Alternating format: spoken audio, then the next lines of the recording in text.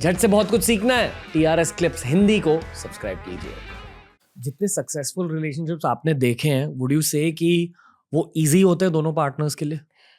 Sorry, I didn't get you. मतलब जो सबसे ज्यादा सक्सेसफुल रिलेशनशिप्स होते हैं आज के जमाने में, उन्हें सक्सेसफुल बनाने के लिए डेफिनेटली मेहनत लगती है। Of course. पर इज इट ऑल्सो ट्रू कि थोड़ी ईज महसूस होनी चाहिए? That's a sign of a high potential but relation. I think जैसे हम कहते हैं ना कि happily ever after, it's never happily ever after. तो अगर जैसे आप पौधा ले आए, तो अगर उसको आपको रोज पानी डालना है तभी वो पौधा ग्रो होगा।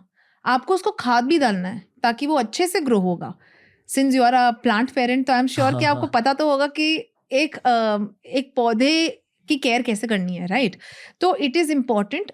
उसी तरह से रिलेशनशिप में it is important to know कि आप अगर आपको लगता है कि रिलेशनशिप में मुझे बहुत ज्यादा एफर्ट नहीं डालना पड़ रहा है, मतलब इट्स ईजी कि मैं घुस सकता हूँ, I can get married to a person, but it has to be effort which is equal. आपको एक सवाल है, ठीक है, मैं आपको एक सवाल पूछती हूँ कि एक इंसान को, मतलब एज अ पार्टनर, आपने कितना परसेंटेज एफर्ट डालना चाहिए रिलेशनशिप में? कितना परसेंटेज एफर्ट डालना चाहिए? Yeah. 50%। 50% उनकी तरफ से होना चाहिए। No, 100%। 100% ना। So if you put 100% and they put 100%, so you will always be overwhelmed with a lot of efforts, right? 50% is not the amount that you're supposed to, तो आप 50% ही डाल रहे हो और आप एक्सपेक्ट कर रहे हो कि सामने वाला भी उतना परसेंट डाले। सो व्हाट हैपेंस, क्योंकि हमेशा जरूरी नहीं कि 50-50 का ही रेशियो हो। पता है मैंने 100% डाला है बहुत बार, पर दूसरी तरफ से सिर्फ 5% आया है।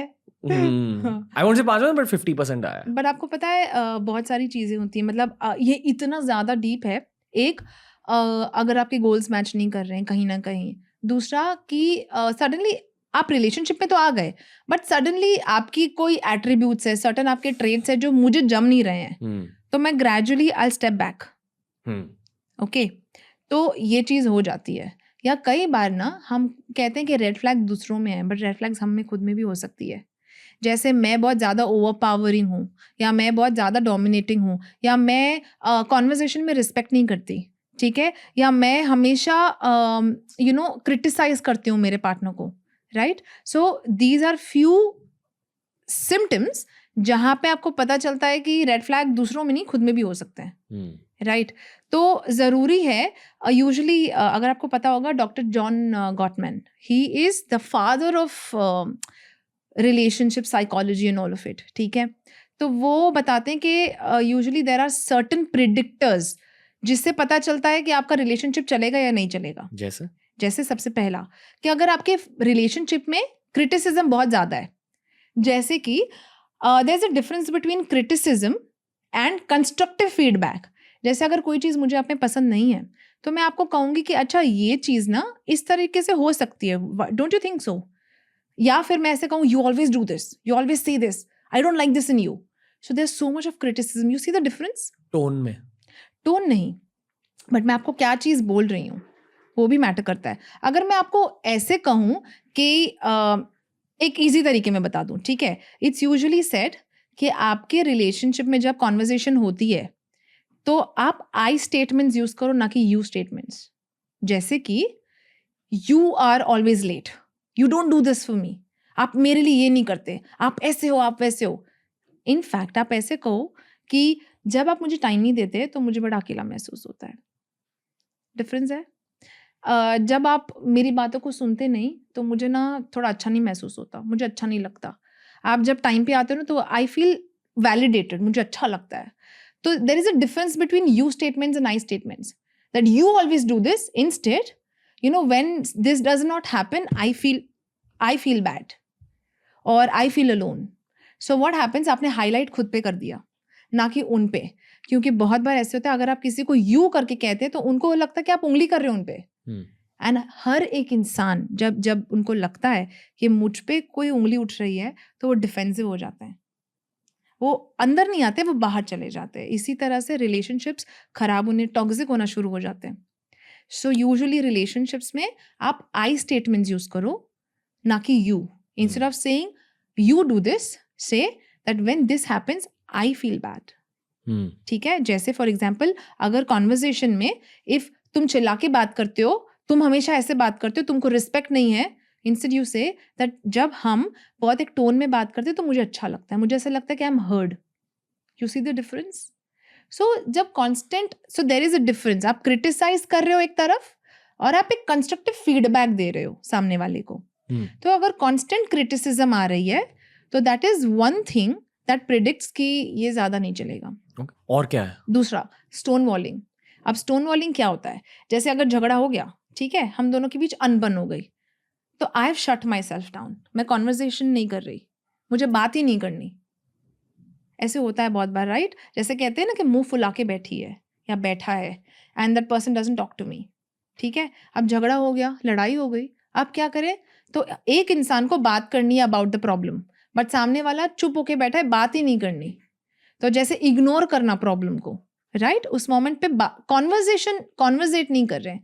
एंड ये एक फंडा होता है. जैसे कहते हैं कि जब भी कोई लड़ाई हो या प्रॉब्लम हो तो always resolve it with in 72 hours, वरना ना वो बहुत ज़्यादा ग्रेव होने शुरू हो जाता है. वो एक पत्थर एक अंदर दिल में रह जाता है अगर आप कॉन्वर्जेशन नहीं कर रहे उसके बारे में, उसको रिजॉल्व नहीं कर रहे हैं. तो जैसे एक फंडा ये भी है कि कभी भी never go to bed with that fighting mode. Always resolve your fights before you go to bed. So that's also one of the thing. So आपका स्टोन वॉलिंग एक हो गया, राइट? जैसे आप बात नहीं कर रहे हैं, आप अपने आप को शट डाउन कर रहे हैं कॉन्वर्जेशन से कि लड़ाई हो गई, मैं बात नहीं करती. ऐसा कभी आपके साथ हुआ है? नहीं, मेरे साथ नहीं हुआ. मेरे पार्टनर्स काफी मतलब सोल्यूशन ओरिएंटेड थे.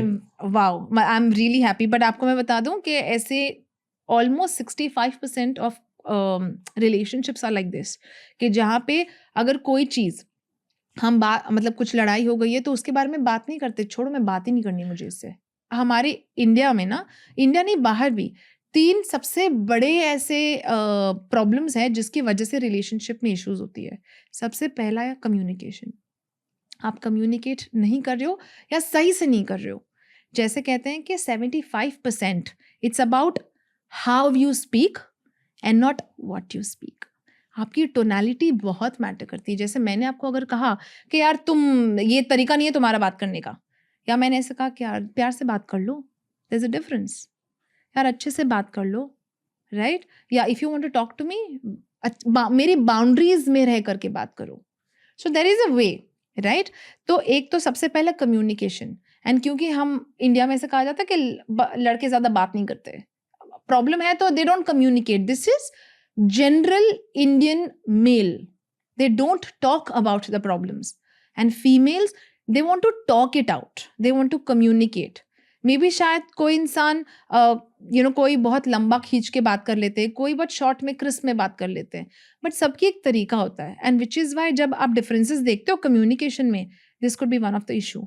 सो दूसरा आता है, इट्स अबाउट सेक्स. तो अगर आपकी लिबिडो, जैसे आपकी एक फिजिकल एक कंपेनियनशिप होती है, एक दूसरे के साथ रहना फिजिकली, अगर उसमें डिफरेंसेस है, so even that can have problems. जैसे हम बहुत सारी इनफिडेलिटी इश्यूज देखते हैं, जैसे चीटिंग देखते हैं, this is because there is a difference in infidelity in the libido, right?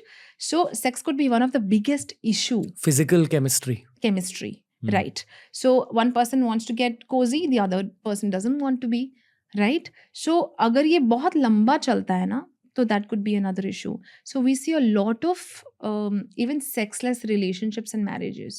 India में. Not just India, it's everywhere.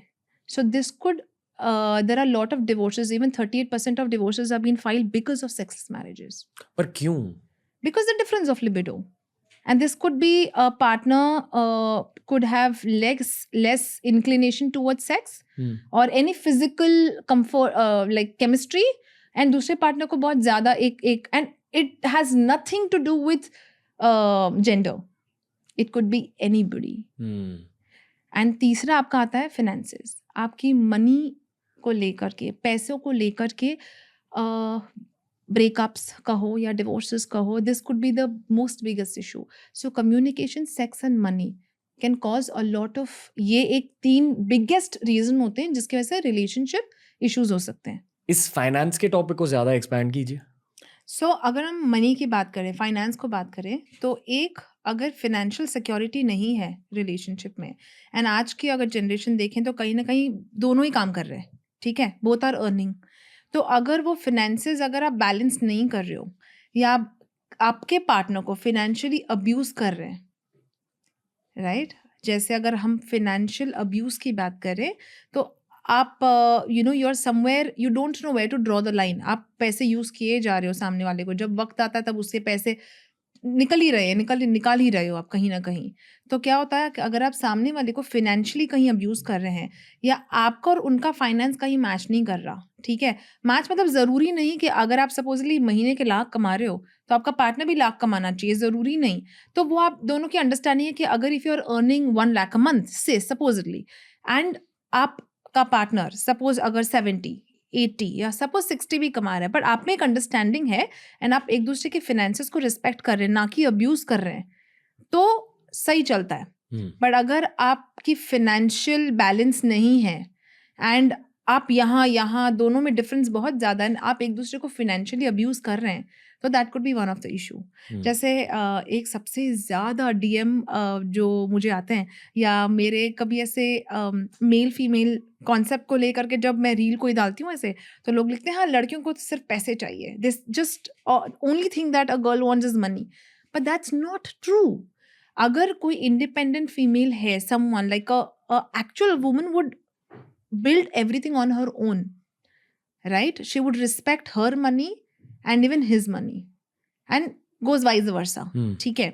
तो अगर आप पैसों को लेकर के बात करें, तो अगर आप फाइनेंशियली दोनों एक दूसरे को पैसे से आप रिस्पेक्ट नहीं कर रहे हो, तो that could be one of the issue. Okay दोस्तों, अगर ये वीडियो अच्छा लगा तो डेफिनेटली हमारी प्लेलिस्ट देख लीजिए, ऐसे ही वीडियोस आपको वहां भी मिलेंगे, और डेफिनेटली TRS क्लिप्स हिंदी को सब्सक्राइब कीजिए।